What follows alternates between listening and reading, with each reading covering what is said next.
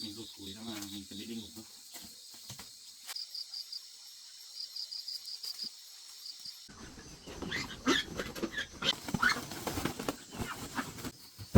Em thằng kêu thế nhỉ? Ê! Cơm bạn! Cơm! Cơm! Thấy đâu? Thấy đâu? Thuốc nào tao? Thuốc nào tao? Em không dám ở đâu anh ơi. Cho em đợt này đi anh ạ. Ăn!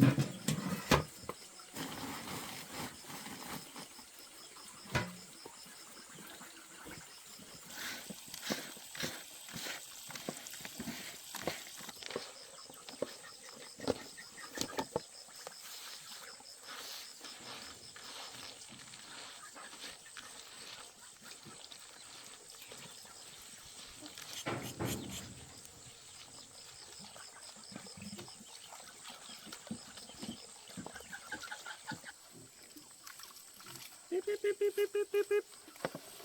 Beep beep beep beep beep beep beep. Beep beep beep beep beep beep.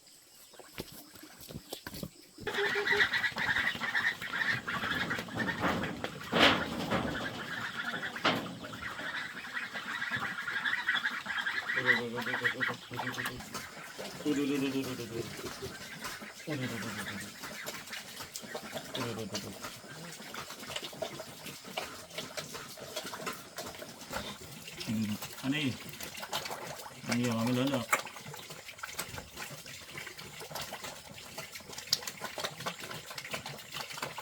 Bắt thịt chết đấy nhè, cơ bắp đấy, lợn nhiều, ăn nhiều nhá.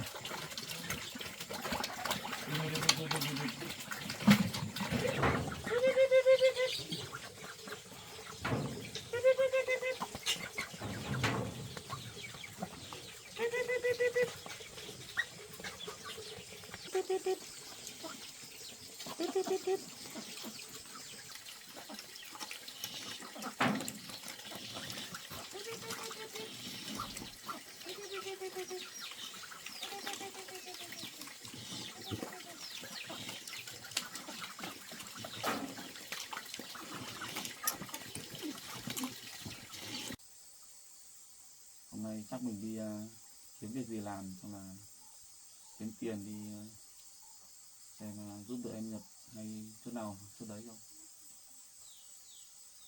kiếm chút tiền gửi về cho em đấy, trang trải công việc gia đình.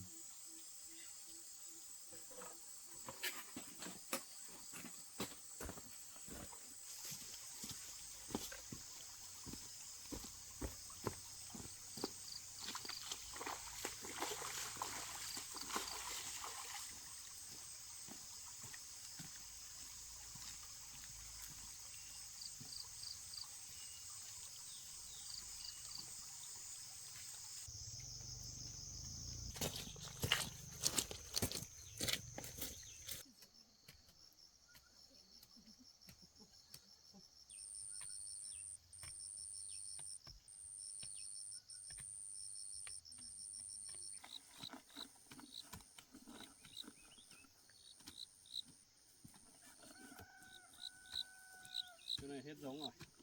Ôi, Ôi, bảo ở đây mình trồng keo thuê người không ạ? Có. Chú có cho cháu trồng với. Vâng, trồng đi. Vâng.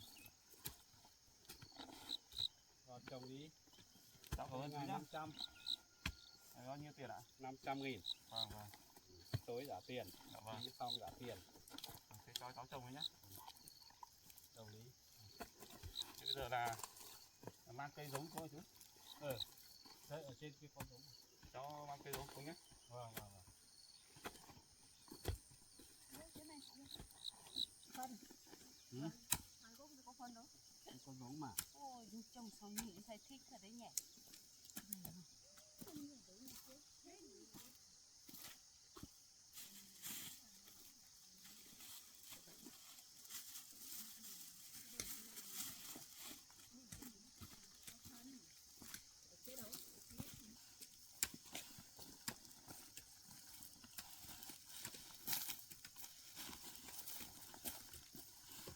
Chú ơi, cháu cứ cho cây vào hố chứ. Vâng.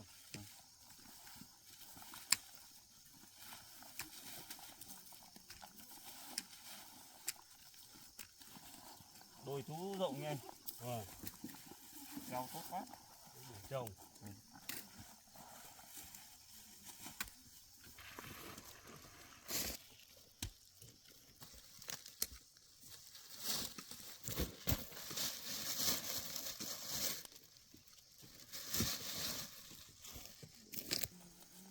Trồng dế không cháu? Trưng dế rồi chú ạ. Vâng.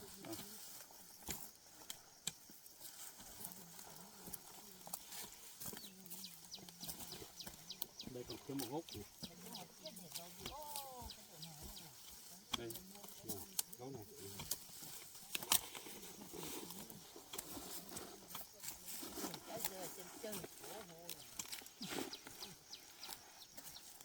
Đủ chưa? Đủ chú ạ. Thế cháu ở đâu về? Cháu ở làng dưới về chú ạ. Cháu đi tìm việc kiếm tiền. Vâng. Cháu bộ đội mới đi lính rồi ạ. À, bộ đội thật à? Vâng, cháu bộ đội thật mà. Của em bây giờ nếu Cháu mới về được một thời gian. Yeah. Vâng. Đây, thấy bảo ở trên này có nhà chú trồng keo. Có nhà nào trồng keo thì cháu lên xem để cháu trồng. Thế hộ trồng thôi. Vâng. May quá có nhà chú có cháu trồng. Thêm ít tiền Vâng. làm kinh tế đó. Vâng.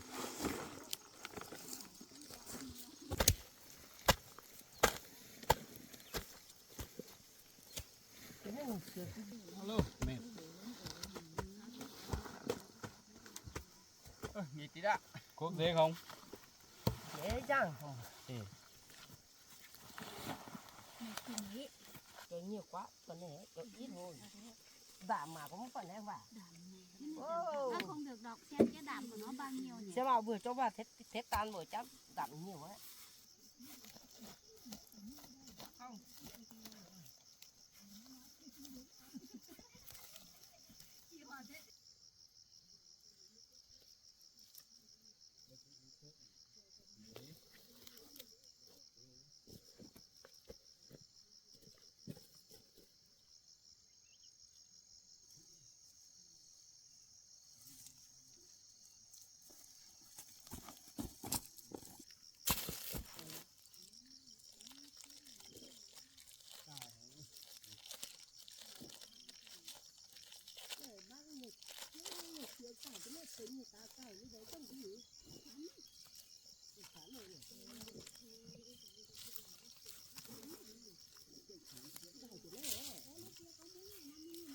Mình trẻ con sao người ta không tính câu làm sao cứ chết có được 10.000.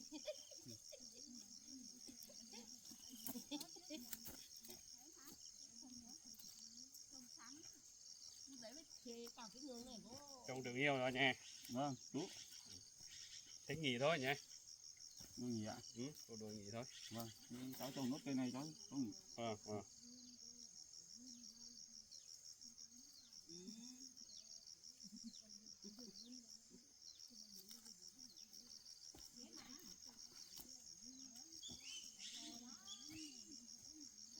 Đấy mình còn biết em đổi dễ lắm mà bây giờ còn trồng cái chá còn cái gì còn được kiểu.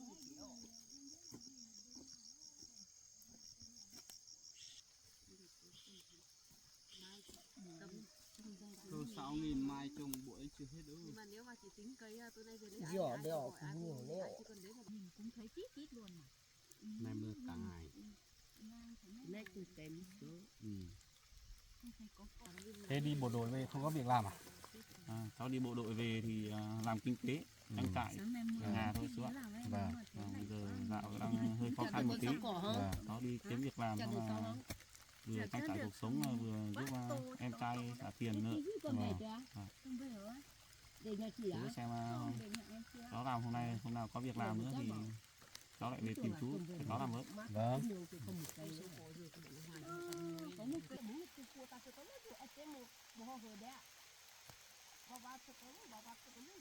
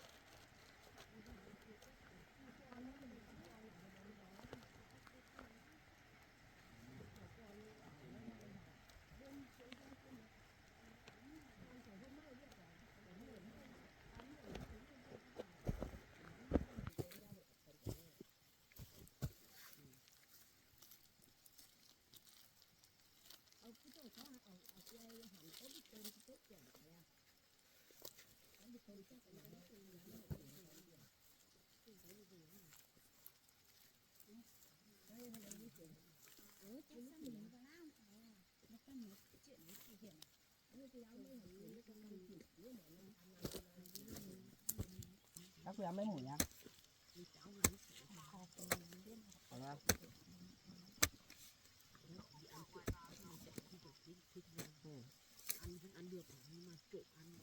Ăn lấy ra niêm may của nhất ta đấy.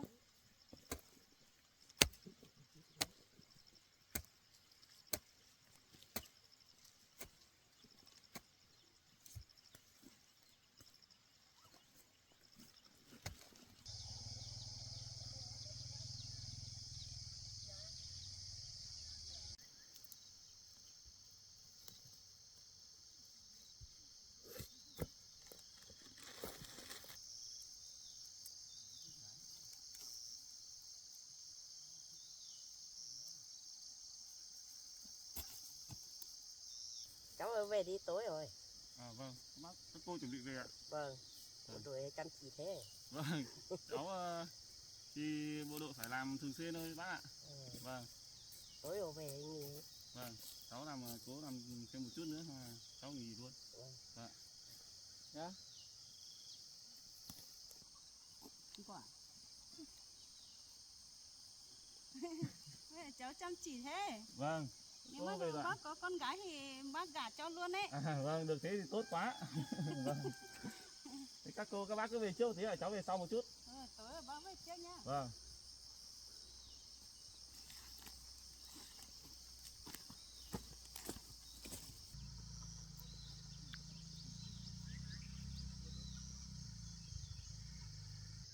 Chú bộ đội ơi nghỉ đi, nó về hết rồi. Dạ chú ơi. Vâng, nghỉ thôi. Vâng.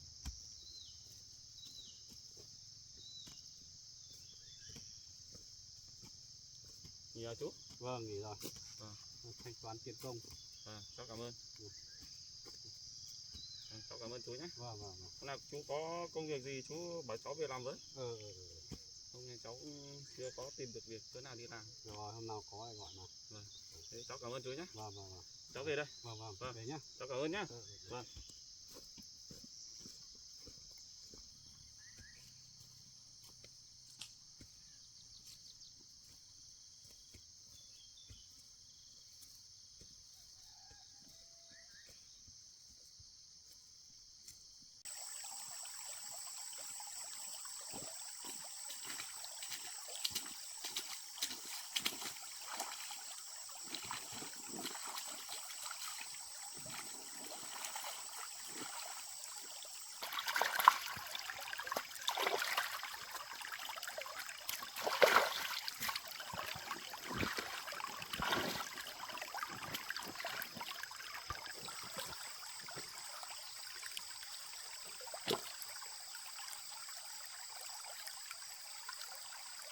kiếm được ít tiền để dành dụm, thì tiêu một chút xong là gửi về cho em Nhật ít nợ.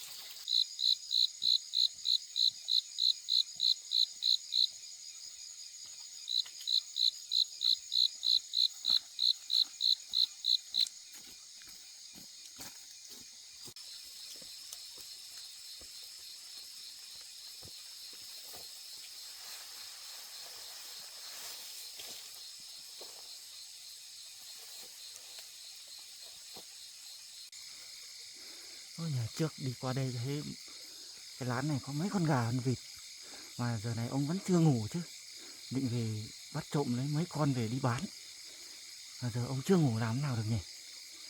Đây nhỉ, ông vẫn đang còn ngồi đấy làm gì đấy.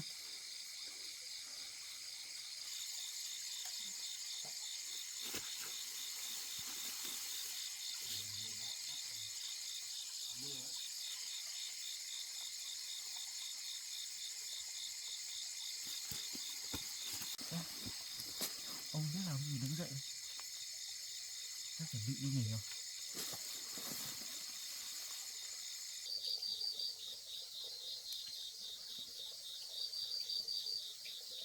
Muộn rồi trời, mình rụt củi xong là mình chuẩn bị đi ngủ thôi.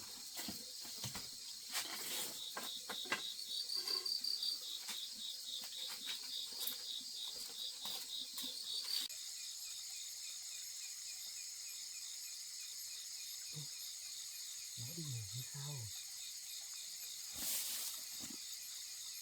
Ôi, thấy đóng cửa này chắc đi ngủ thôi. Đi theo, đi ngủ rồi. Ôi, nó đi ngủ rồi. Mình định đi bắt lấy mấy con gà vịt về bán được.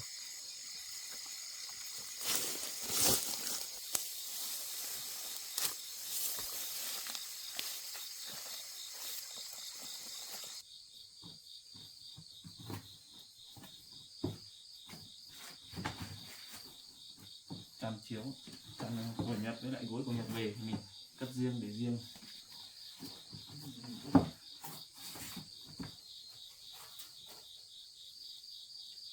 Giờ này chắc là gia đình em Nhật chắc là số tiền đấy về chắc cũng đỡ được phần nào ấy.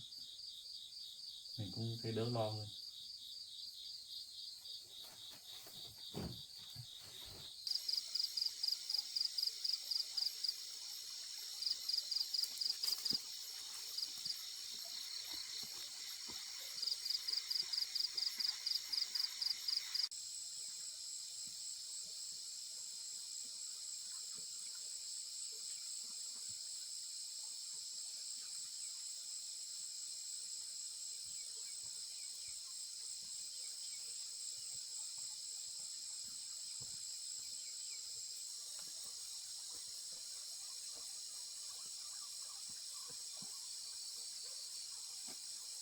Cái trang trại này là mình cũng nghiên cứu lâu lắm rồi.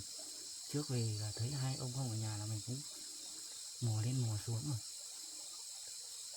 Giờ đường đi là mình cũng biết hết rồi, giờ chỉ biết lát nữa ông ngủ say say là mình vào bắt thôi. Đấy, trước là thấy ông nuôi gà vịt đây nhiều lắm.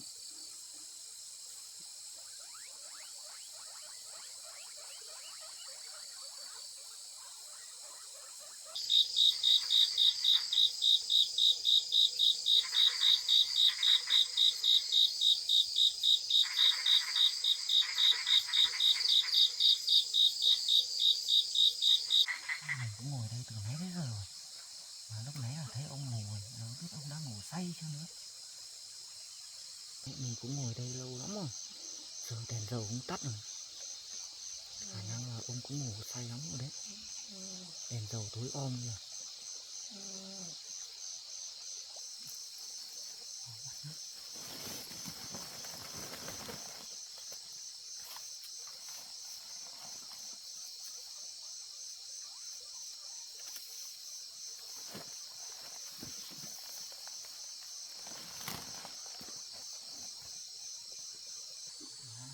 Chuột đấy, chuột này.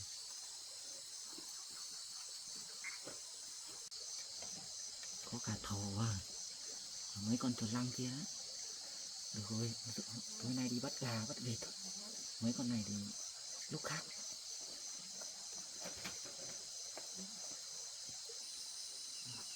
Nuôi được 2 con lợn này, nhưng mà lợn này làm sao một mình bắt được. Thôi cái này để mấy hôm nữa rủ thêm 1-2 thằng nữa để bắt lợn. Tối nay bắt gà bắt vịt thôi, một mình này á. Được rồi, mấy con lợn này để sau. Giờ một mình là không chịu rồi, mấy con lợn này ấy. Rồi đi bắt gà bắt vịt ấy. Mấy con lợn này mốt á, đủ thêm người về rác mới bắt được.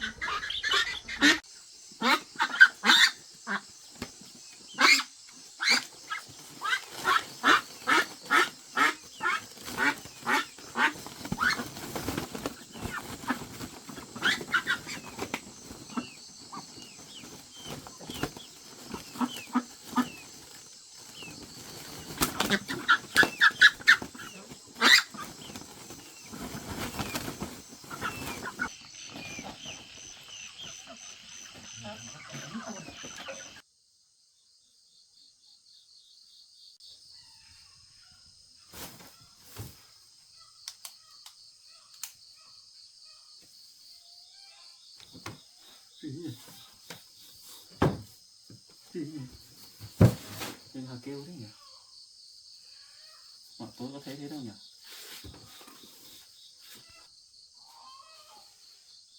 Gà kêu đấy nhỉ, tối nay ấy.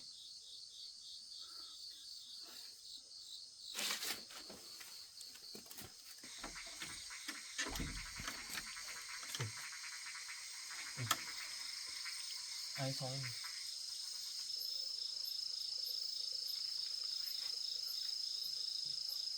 phải trộm gà trong bịt mình sao ấy, đèn sáng sáng kia kìa. Đấy. Đi bắt xem nào.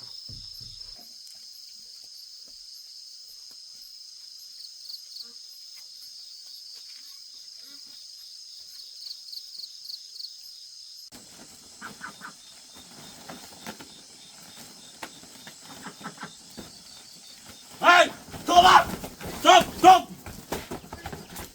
Mày trộm gà đâu à? Hả? Trộm gà đâu à? Anh ơi, tha cho em. Anh cái gì? Vừa đêm rồi hôm mày không ngủ thì bắt gà đâu? Tha cho em. Anh Tao ơi. xem mặt mày sao nó? Anh Bắt ơi. gà tao đúng không? Mày phải phết này. Chết nhỉ?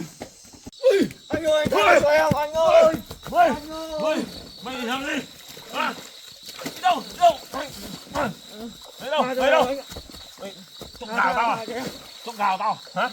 Không, em không Trộm dám. gà tao đúng không? Mày Cho em ơi. trộm gà của tao đúng không? Lên đây, mày lên, mày xuống.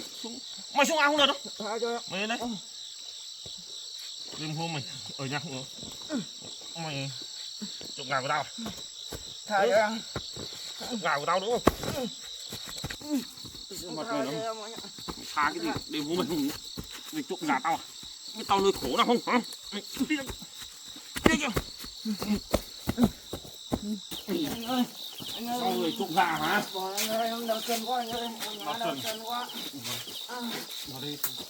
Này, Dưới đây coi xem mặt mày là ai. đau chân quá.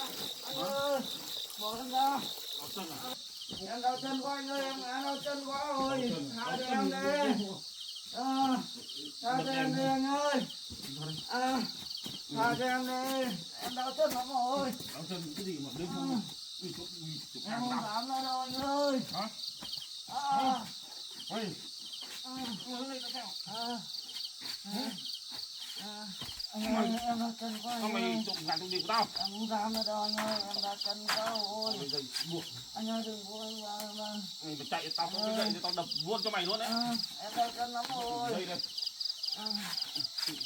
Em đau chân lắm rồi anh ạ. không ngủ mày. Mày trộm gà trộm vịt tao Anh luôn. ơi. Im Em nhá. đau chân vịt của anh ở đâu anh ơi. Mày bị chạy đúng không?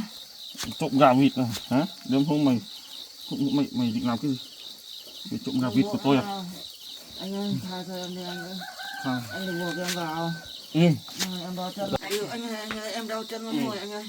Đau chân đâu? Chân bên này ấy. Trên này cái Anh ơi, anh đừng đè đêm lên hôm chân em. không ngủ sao lại về ăn trộm gà của tôi? Em không dám nữa đâu anh ạ. Cái gì mà không dám? Mẹ ăn trộm gà bảo bây giờ không dám là như nào? Thế là sau lại dám à? Rồi. Em không dám nữa đâu anh ơi. Tha cho em lần này đi anh ạ. Cái mặt ai? Ai? Từ đằng đâu về? Em không dám. Rồi cái mặt lại mày Anh ơi. ăn trộm gà đúng không? Tha cho em lần này đi ạ. Nhà tôi nuôi mẹ hơi khó khăn mà mày về trộm gà của tôi à? Hả? Anh ơi, em không dám nữa đâu ạ. Trộm gà xong rồi mà không dám là như nào? Em đau chân lắm rồi. Em không dám trộm gà của anh nữa đâu. Em không Thành dám. thật khai báo đi. Em không dám trộm Ở gà đâu, vịt người của đâu? anh nữa đâu. Người đâu? Em ở ngay ngoài này thôi ạ. Ở ngoài đây ở nào chưa thấy bao giờ? Cái gì? À, trộm gà trộm vịt tao còn bảo tha. Em cũng bất đắc dĩ rồi anh ơi. Bắt ra gì cái gì? Em ở nhà còn con nhỏ nữa, mẹ già nữa. Em bất đắc dĩ không có tiền mua sữa cho con em mới đi làm thế thôi anh ạ. Thật không? Vâng ạ. Mày có bốc phét tao nhá. Vâng, em không dám bốc phét anh đâu. Gà mày tôi nuôi mày vất vả mày mất bao nhiêu tiền nuôi ấy mà bây giờ về trộm của tôi bây giờ còn bảo xin thế nào? Anh ơi, tha cho em đi, nếu không anh bắt em là công an, em còn con nhỏ nữa. Bây giờ cho lên công an nó không nói nhiều. Không anh ơi, em còn con nhỏ mẹ già Lôi nhà cổ lên nữa. công an luôn. Hả? Xin anh đây anh ạ. Cái mặt này Em xin anh ạ. Anh tha cho em đi. mày biết xin xong mày đi ăn trộm. Em không dám nữa đâu. Em cũng bất đắc dĩ thôi ạ. Mày có gà kêu tao mới nhận ra, không thì hôm nay con vịt con gà của tao mất hết. Hả? Em xin lỗi anh. Hả? Tao bắt mày được trộm gà của tao thì như nào? Em không dám nữa đâu. Em hứa là em không dám bắt trộm gà nữa đâu. Em không dám đi ăn trộm nữa đâu, em sợ lắm. Mày nói thế nhá. Vâng. Em Hôm sợ nay- em lên công an lắm. Mày ăn trộm đâu nhiều chưa? Chưa ạ. Thật không? Vâng. Cái này em đi qua đây em thấy gà vịt của anh nhiều. Rồi em mới làm bắt thôi ạ. Hôm nay em định mới đi ăn trộm lần đầu thôi. Rồi, Vâng. nói thế thì mặt rõ mặt mày rồi nhá. Vâng. Xem rõ mặt mày rồi đấy. Vâng. Anh tha cho em lần này đi. Rồi, được rồi. Mày đã xin thế thì Em xin anh nhà ạ. có con nhỏ mẹ già nữa, bất đắc dĩ đúng không? Vâng. Vợ thì bây giờ cũng bỏ đi rồi. Có mỗi con nhỏ ở nhà em bất đắc dĩ em mới đi ăn trộm thôi. Không chắc tao phải cho mày lên công an luôn. Anh ơi. Cho mày lên công an hôm nay. Chân em đau anh ạ. Chân đau à? Hả? Vâng. Chân đau không? Đau em đau chân lúc này em bị đau lắm. Thật không? Thật ạ. Ăn hơi cải chưa? Vâng, em ăn năn thôi. Anh ơi tha cho em đi. Cho em về đi. Nhà em còn con nữa. Còn May mẹ là em- hôm nay là gà vịt tao chưa bị mất đấy. Vâng. Thôi thì thôi được rồi. Mày tao nói thế thì Tha cho em đi. Em không dám nữa đâu. nói thật không? Thật ạ. Em hứa. Rồi thế thì thế mày cũng khổ quá. Nhìn mày cũng khổ quá đấy. Anh tha cho em đi. Tha cho mày lần này sau mày tao mà thấy mặt mũi mày đâu hay như nào nhá. Mà xuất hiện ở cái nông trại của tao nhá. Thì lần sau đấy sẽ không tha nữa đâu. Biết chưa? Vâng, em không dám đâu. Có đâu? Em hứa em không dám đi ăn trộm ăn cắp nữa đâu ạ. Biết tao đi quân đội về đấy mày còn dám ăn trộm gà tao à? Em sợ, bây giờ em sợ lắm rồi, em sợ lên công an bây giờ. Vâng, còn con nhỏ nữa, mẹ già ở nhà nữa, không có ai chăm sóc đâu. Ăn trộm gà của bộ đội à? Cái liều đấy. Anh ơi tha cho em đi ạ. Anh Thật không? Vâng, anh tha cho em đi. Em Thôi. hứa là em không đi ăn trộm ăn cắp nữa đâu. Được rồi. Vâng, em sợ em bị bắt lắm. Em sợ đi tù lắm anh ạ. Rồi rồi. Vâng. Đã xin thế nhá. Hôm nay thì cũng đêm hôm muộn nhá. Không biết xử lý thế nào nữa. Bây giờ lo lên công an thì bây giờ phải cho lên công an thôi. Thôi anh đừng cho em lên công an, em sợ lắm. Thôi được rồi. Vâng, Đã nói thế thì tao tha cho mày lần này nhá. anh ơi em đau chân lắm rồi. Tao tha cho mày lần này. Vâng. Cũng thấy mày kể thế nào. Nhà có con nhỏ mẹ già thôi được rồi. Lần này tha cho nhá. Vâng ạ. Nhớ làm người tốt nhá. Vâng, em cảm ơn anh ạ. Em Tao cởi cởi trói. trói cho mày. Vâng, em cảm ơn anh đã tha cho em ạ. Em không dám nữa đâu, em hứa là em không dám đi bắt trộm gà vịt nữa đâu. Không dám ăn trộm ăn cắp nữa đâu, em sợ lắm rồi. Đấy cũng khổ quá thôi được rồi. Còn con nhỏ nữa, vâng.